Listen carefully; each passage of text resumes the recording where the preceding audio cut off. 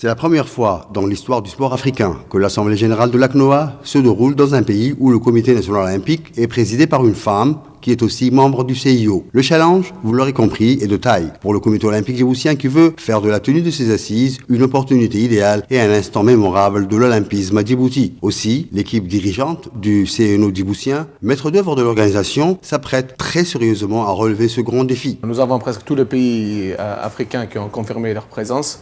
Nous notons donc 180 personnes avec des présidents des comités olympiques, des secrétaires généraux, des présidents du comité olympique international.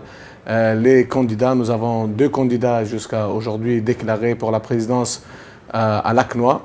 Nous aurons des champions olympiques, champions du monde, des anciens, des actuels champions du monde, des présidents des fédérations internationales qui seront là. Les travaux vont bon train. Nous sommes en train donc d'atteindre nos objectifs fixés au début de ces travaux.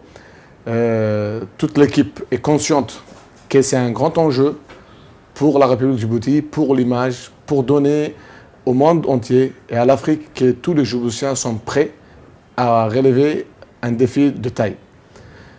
Donc au jour d'aujourd'hui, on est à 95% de finition de nos travaux. Tous les matériels sont déjà prêts. Toutes les équipes ont déjà commencé même à faire leur visite de terrain et à s'entraîner sur les faisabilités des choses. Inch'Allah, au 9 mai, nous serons tous prêts à honorer notre pays. Le team, dirigé par la très dynamique et énergique présidente du Comité national olympique djiboutien, Mme Aïcha Garad Ali, compte bien mettre tous les atouts de son côté et garantir à cet événement une meilleure visibilité en faisant de ce moment électif une vitrine significative. Ici, chaque détail requiert son importance, les designs sont finement ciselés et les supports de communication déjà finalisés tant la performance demeure une éthique et l'excellence érigée en priorité majeure, d'autant qu'il s'agit de surcroît de hausser au plus haut l'image de marque de notre pays auprès des délégations prestigieuses issues des instances olympiques internationales attendues pour l'événement. C'est pas tous les jours qu'on reçoit cette assemblée générale de l'ACNOA. Et pour la République de Djibouti, c'est un honneur d'accueillir cet événement.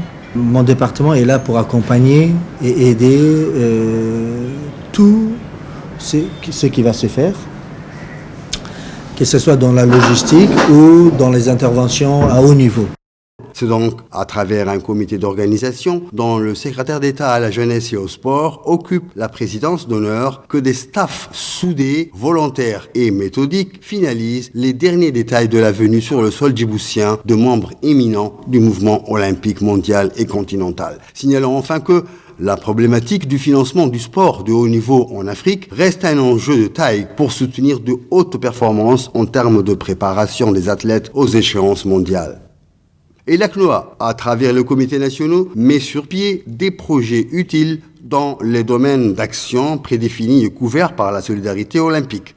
Ces domaines sont les bourses olympiques pour les athlètes, la formation des entraîneurs, la gestion des CNO et la promotion des valeurs olympiques. L'accent surtout est mis notamment sur la formation et la lutte contre le dopage.